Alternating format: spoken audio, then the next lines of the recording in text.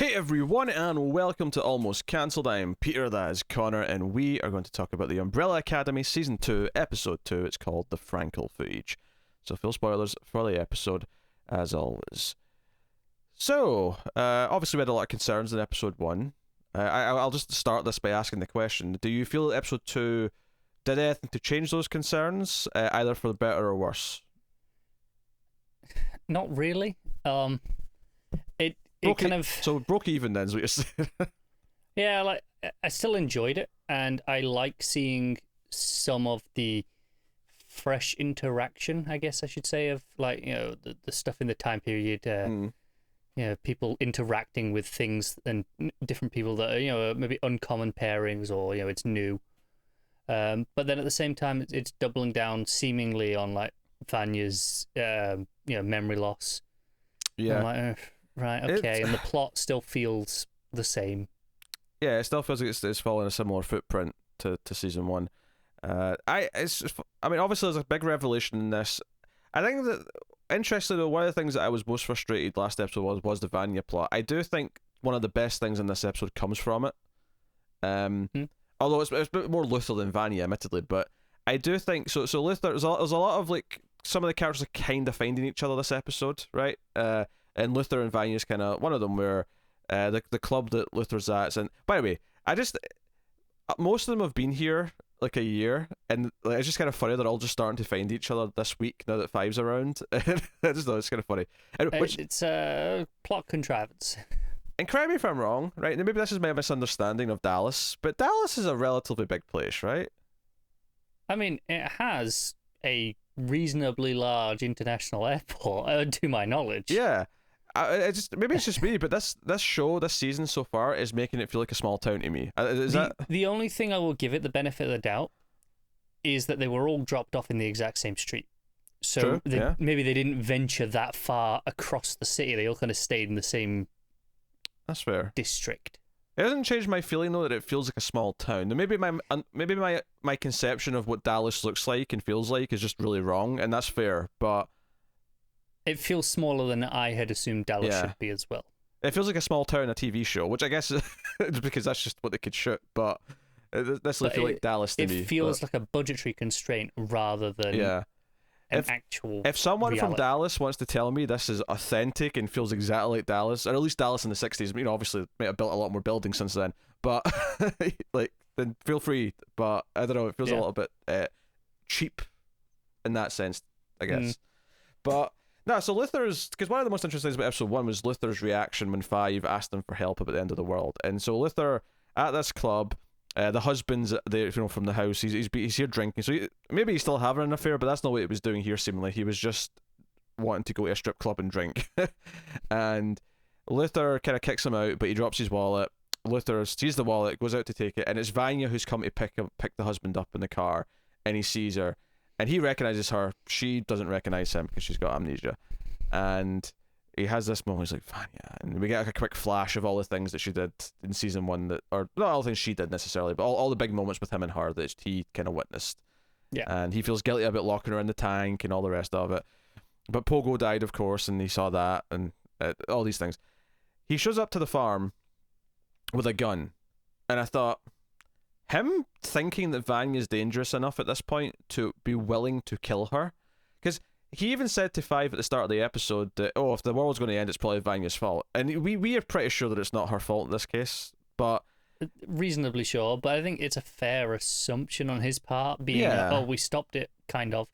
But we brought stop it at all, but no, by stopped it, kind of, I mean they escaped, fled back in time, but they brought Vanya with them, so stands to reason that she could just do it again. So the idea that he is willing to just go and kill his sister like this, I thought was quite interesting. And the standoff between them, where she doesn't see that he's got a gun, but he's kind of got his hand on it most of the scene. I thought it was a really interesting dynamic, and was a nice change of pace for what he was like in season 1, and I think was a just different. And he kind of apologizes for everything he did to her, and she doesn't remember it. He calls her Vanya repeatedly, so she does seem to know what her name is now, at least. If nothing else. I think she did anyway. Did she? Maybe she did. Yeah. I think so, and I think that's how she knows that he does know her and recognize her, because it's one of the few things she can remember, I assume. I assume she had something on her that had her name then. That's why she knows her name. Quite possibly, yeah. Yeah, that would be my guess. Hey, if she found like a driver's license or something in her wallet, I'm really intrigued. Just, I mean, on Vanya as to when she lost her memory, because she came back, but there was an accident. You know, she got hit by the car, right? It sounds very Back to the Future. It sounds like she landed in this time period. She wandered out into the street and they hit her with the car. But that's the question: is how long was she here before she got hit by the car? Yeah. Did she do anything first when she knew who she was? That's what I'm intrigued by, and I think it's very possible. Yeah, I could see it.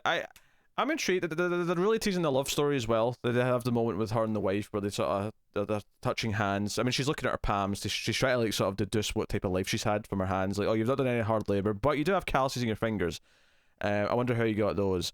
And now I wouldn't necessarily jump to violin in this, admittedly, but like playing a stringed instrument is probably the thing that I would think immediately. Especially if they're only on one hand. Yeah, because as someone who played guitar throughout high school, like my left fingertips all got really tough. Well, maybe not my thumb, but the rest of them did. Yeah, exactly. And like I say, stringed instrument is definitely what I would. Although is part of that the bias of both of us having played stringed instruments that we just immediately, if I think of finger calluses, that is the very first thing that comes to mind. That's true. Oh, I just realized I forgot. We just recorded the Stargirl review this week. I forgot to mention that the fiddler's son is going to grow up to be was it a tuba he had? Was his instrument? Yes. Yeah, it was. The tuba. Do you know what? Just while we're talking about Stargirl really briefly, sure. Mike on that show, the kid, the actor, it really reminds me of number 5. Oh, I could see that.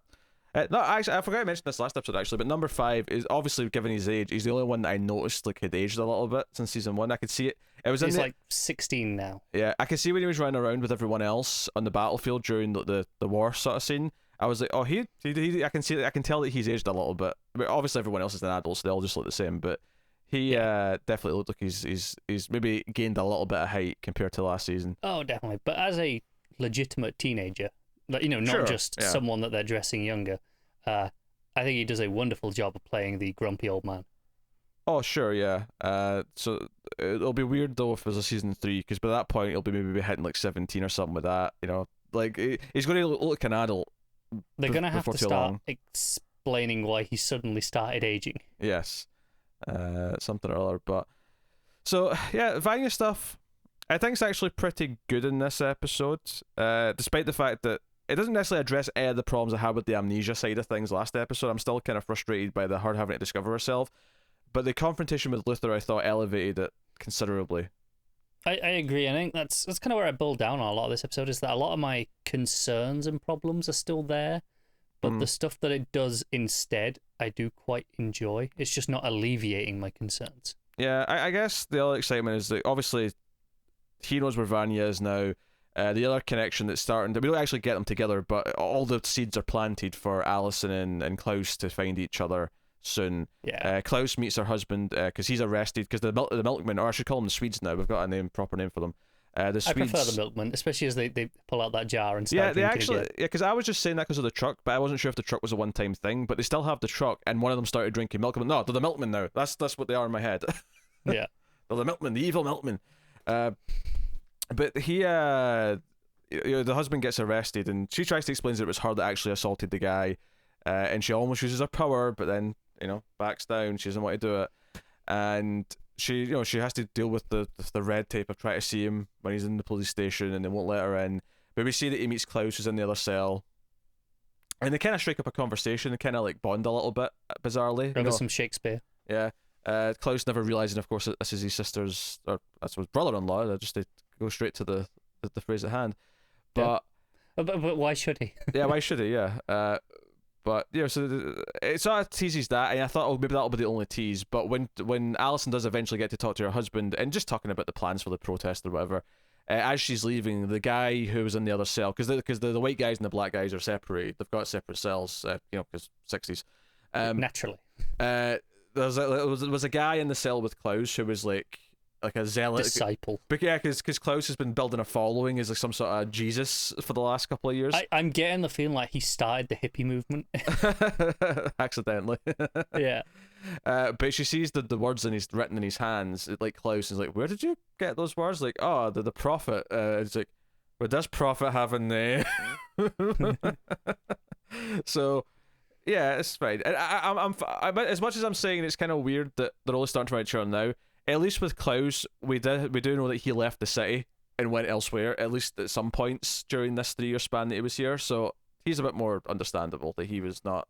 No, it's true. And this is the stuff I'm talking about. The interactions, like Klaus and her husband, like these stuff. I thought was kind of fun to see. It was kind of interesting to watch, and seeing. Mainly for Klaus here is what his headspace is still, where he's at right now, but just in the context of doing it through another pseudo-related character. Yeah, for sure. We have obviously Diego, who does end up with Five again. Five kind of hears that he's escaped and shows up pretty quickly. In fact, my favorite line of the episode, Diego's friend Lila, checking it. She says at one point to Diego, "You're an open book for idiot children," which I thought was a wonderful line of dialogue. That was very good. But he's basically planning to cut off the trigger finger of Oswald. to like, he doesn't want to kill him because he doesn't want to murder a man who's not committed a crime yet.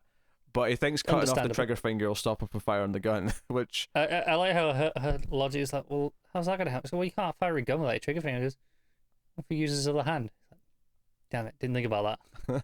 Also, I mean, I feel like you could still fire the gun with like your middle finger, but you probably can't aim as well if you're using that finger. It's probably a lot more clunky and, Probably, yeah. Yeah. But you could, any of these fingers you could get in there and technically pull the trigger. I imagine... Just solve the problem and chop off his hands. Oh yeah, because that's not going to the extreme. This is Diego. But Five finds the film that Hazel slipped in his pocket before he died, and when Five and Diego see the developed film played back, the big reveal here, because it's all on the grassy knoll, it's all the people who were there on the day of the assassination. Lila, of course, is questioning why the footage is from 6 days or whatever in the future.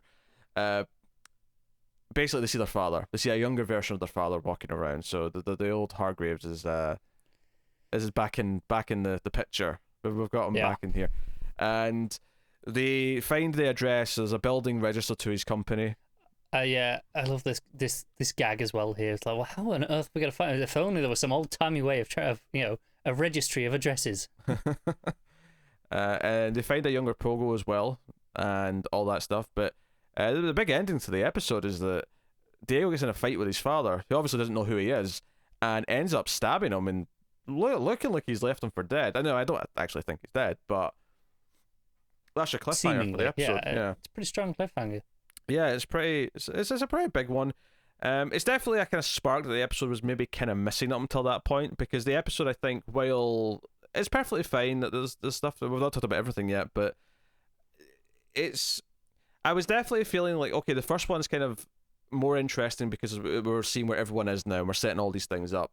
This episode, I did feel the grind a little bit of, okay, we're going through all these various people's plots as we've set them up, and now are they as interesting now that we're just kind of like doing a little bit of each plot? I kind of wish that they'd focused in on one or two of the episode as opposed to doing a little bit of all of them. I agree. I think it mostly managed to keep me on board throughout with just strong. Either you had the good dramatic scenes like the Luther Vanya one, or you had a lot of good banter, which you had in typically anything with Diego and Five and Lila, or anything with Klaus as well. I thought had a lot of good, just good strong witty dialogue. I'm thinking like with Five and the guy he's co-opted into helping him. When he talks about Diego, he's like, who is he? He's like, well, think Batman, but a bit shit. I was thinking Batman, but aim lower was the was the line. That was it.